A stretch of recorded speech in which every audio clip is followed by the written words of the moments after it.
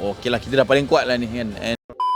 Baik, Daddy, sekarang kita dekat event terbaru untuk handphone Infinix. Mungkin Daddy boleh share sikit apa kelebihan handphone G30 Pro? Kelebihan saya rasa ni memang tournament ready punya phone, gaming ready punya phone, and affordable gaming phone lah. Most affordable lah saya rasa. Real gaming punya phone, inilah dia.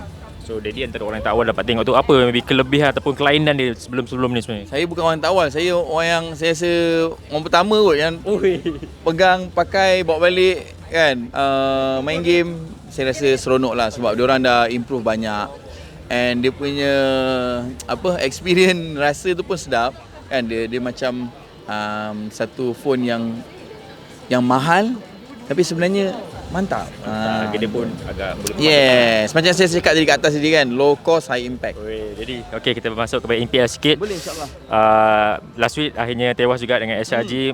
Secara Daddy melihat, adakah masih lagi yakin dengan skuad ni? Bila kalah tu mungkin macam sit back balik ke macam mana tu Daddy?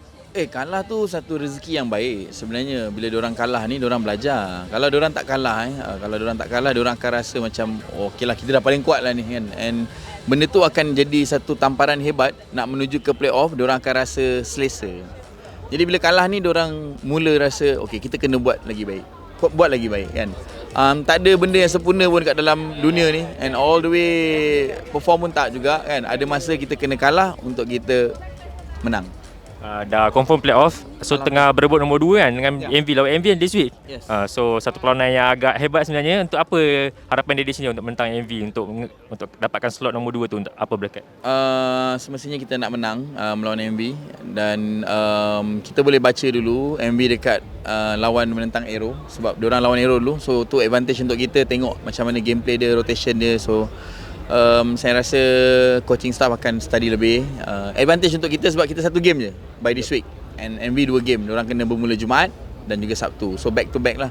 Jadi diorang kena perah sikit lagi kan. Nampak ni nombor 1, nombor 1, nombor 2, nombor 1 juga tapi dia belakang.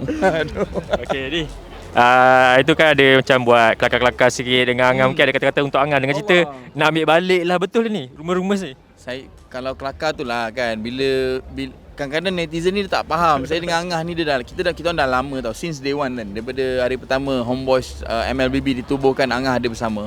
So saya dengan dia bukanlah kawan sekadar bermain game. Kita kawan, kita faham dia sebelum dia kahwin, daripada dia bujang lagi kan, daripada dia muda belia lagi. So ambil balik tu wallahualam, tengok apa percaturan Allah. Saya ikut je apa yang Allah tentukan. Tu semua rezeki dia, rezeki Homeboys kita kena yakin apa yang terbaik yang berlaku tu semua terbaik daripada Allah SWT. Jadi untuk saya, apa yang terjadi kepada Angah tu, saya harap dia kekal tabah insya-Allah kan. Saya tahu rezeki sentiasa ada dekat mana sekalipun, dan dia seorang yang passionate dalam MLBB. So untuk Saiful, jangan mengalah. Jangan mengalah. Dia kata kalau tak dapat job nak jadi programmer. Actually kalau dia seorang budak pandai, budak baik dan pandai. Dia pun ada kelulusan yang bagus. Dia seorang programmer. Dia juga menantu orang kaya. Jadi saya rasa dia tak payah risaulah sangat. InsyaAllah dia boleh carry like a pro lah macam tu. InsyaAllah. Okay Daddy, thank you. All the best, Super 1.